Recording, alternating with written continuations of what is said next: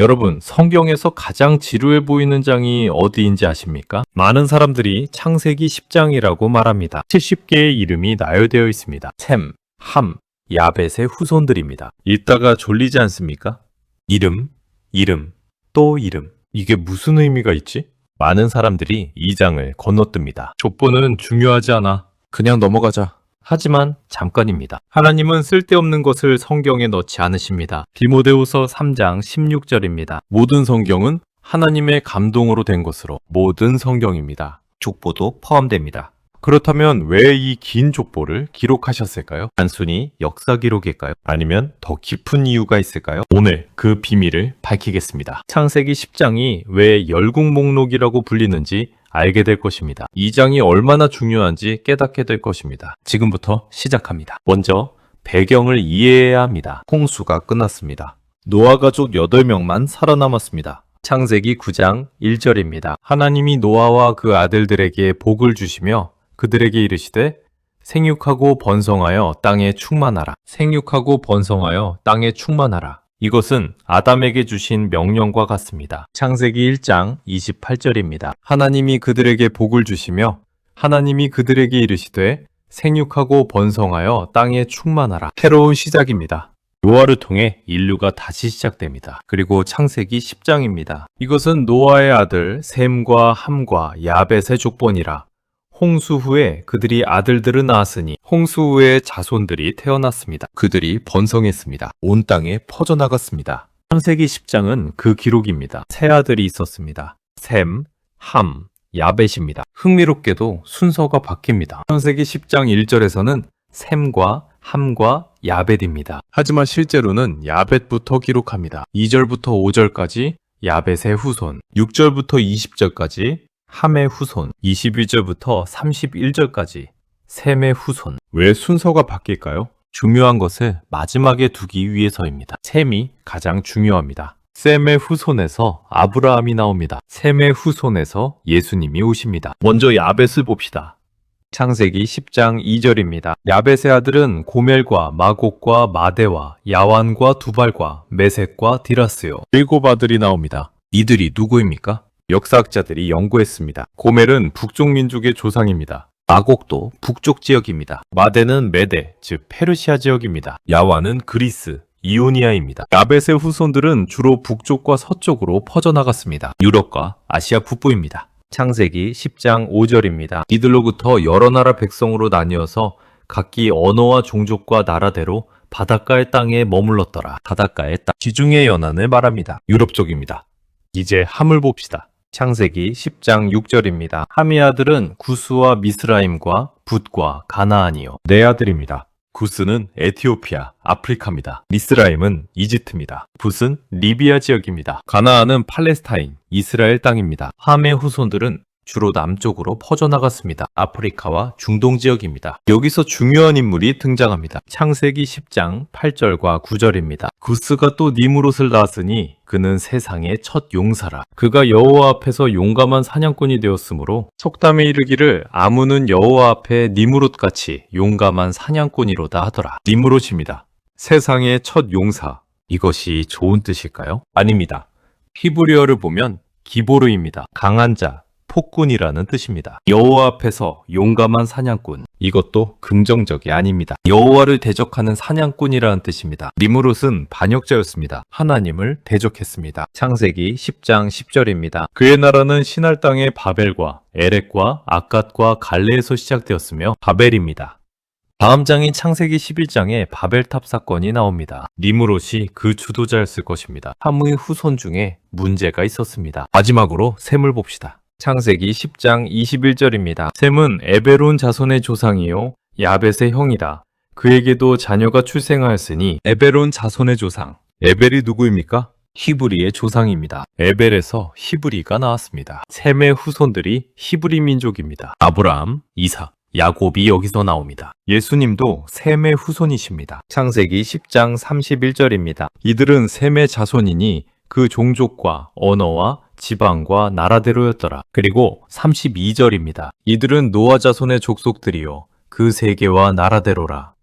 홍수 후에 이들에게서 땅의 여러 민족들이 나뉘었더라. 홍수 후에 이들에게서 땅의 여러 민족들이 나뉘었더라. 이것이 핵심입니다. 모든 민족이 노아의 세 아들에서 나왔습니다. 이제 질문합니다. 왜 이 긴 족보를 기록하셨을까요? 첫째, 하나님의 약속이 이루어졌음을 보이기 위해서입니다. 하나님이 노아에게 말씀하셨습니다. 생육하고 번성하여 땅에 충만하라. 이루어졌습니까? 네, 이루어졌습니다. 70개 민족이 생겨났습니다. 온 땅에 퍼져나갔습니다. 하나님의 말씀은 반드시 성취됩니다. 이사야 55장 11절입니다. 내 입에서 나가는 말도 이와 같이 헛되이 내게로 돌아오지 아니하고 나의 기뻐하는 뜻을 이루며 내가 보낸 일에 형통함이니라. 둘째, 모든 민족이 한 가족임을 보이기 위해서입니다. 노아 한 사람에서 모든 인류가 나왔습니다. 우리는 모두 형제입니다. 사도행전 17장 26절입니다. 인류의 모든 족속을 한 혈통으로 만드사 온 땅에 살게 하시고 한 혈통으로 인종차별이 있어서는 안 됩니다. 우리는 모두 노아의 후손입니다. 같은 조상입니다. 과학도 이것을 증명합니다. 미토콘드리아 DNA 연구 결과가 있습니다. 모든 인류가 한 여성에서 나왔다는 것입니다. 미토콘드리아, 이브라고 부릅니다. Y 염색체 연구도 있습니다. 모든 남성이 한 남성에서 나왔다는 것입니다. Y 염색체 아담이라고 부릅니다. 성경이 맞았습니다. 셋째, 하나님의 선택을 보이기 위해서입니다. 70개 민족이 있습니다. 하지만 하나님은 한 민족을 선택하십니다. 셈의 후손, 히브리 민족입니다. 왜 선택하십니까? 신명기 7장 7절과 8절입니다. 여호와께서 너희를 기뻐하시고 너희를 택하심은 너희가 다른 민족보다 수요가 많기 때문이 아니니라. 너희는 오히려 모든 민족 중에 가장 적으니라. 여호와께서 다만 너희를 사랑하심으로 말미암아 또는 너희의 조상들에게 하신 맹세를 지키려 하심으로 말미암아 자기의 권능의 손으로 너희를 인도하여 내시되 종되었던 집에서 애굽 왕 바로의 손에서 속량하셨나니 다만 너희를 사랑하심으로 말미암아 은혜입니다.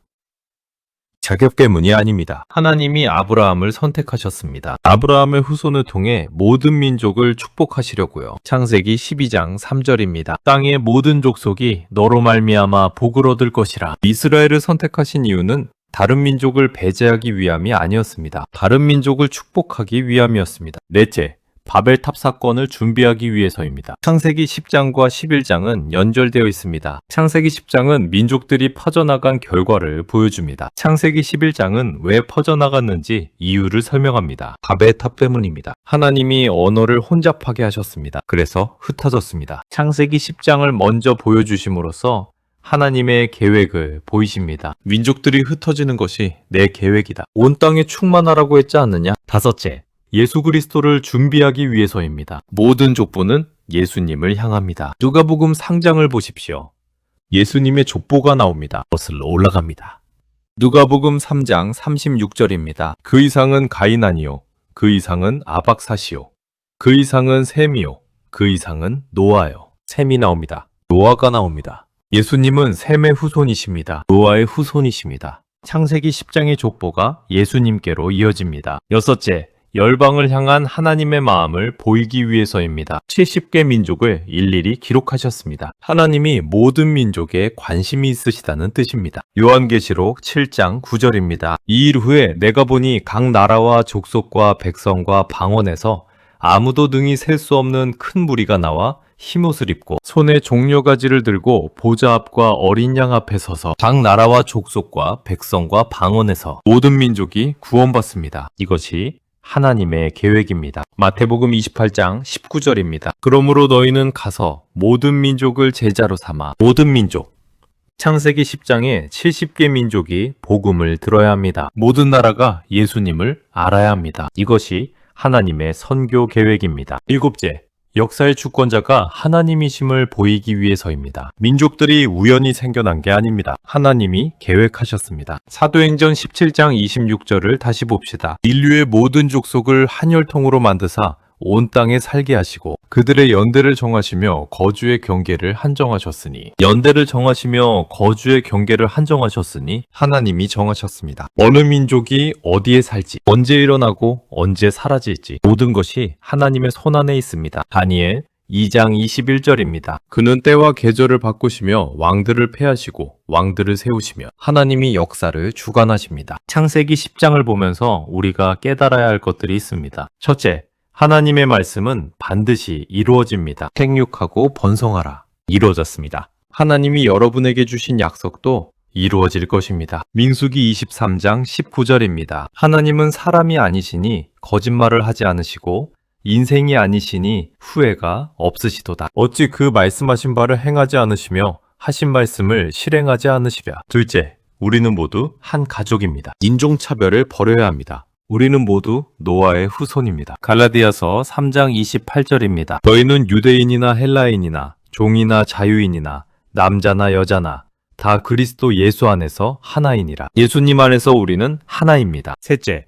하나님의 선택에 감사해야 합니다. 우리가 복음을 들은 것은 우연이 아닙니다. 하나님이 선택하셨습니다. 에베소서 1장 4절입니다. 곧 창세전에 그리스도 안에서 우리를 택하사 감사해야 합니다.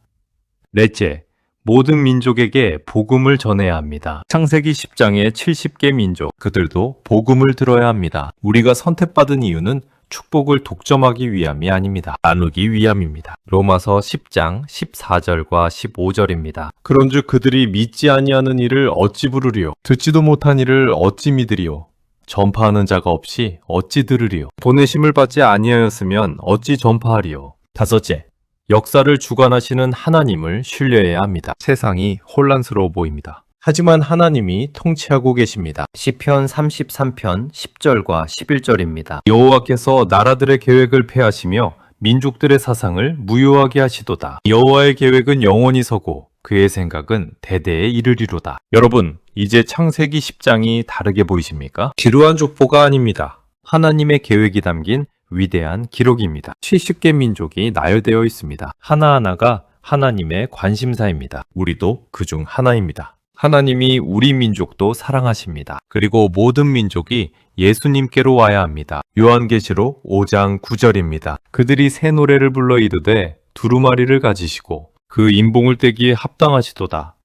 일찍이 죽임을 당하사 각 족속과 방언과 백성과 나라 가운데에서 사람들을 피로 사서 하나님께 드리시고 각 족속과 방언과 백성과 나라. 창세기 10장의 민족들입니다. 모두 예수님의 피로 사심을 받았습니다. 여러분도 그중 하나입니다. 감사하십시오. 그리고 전하십시오.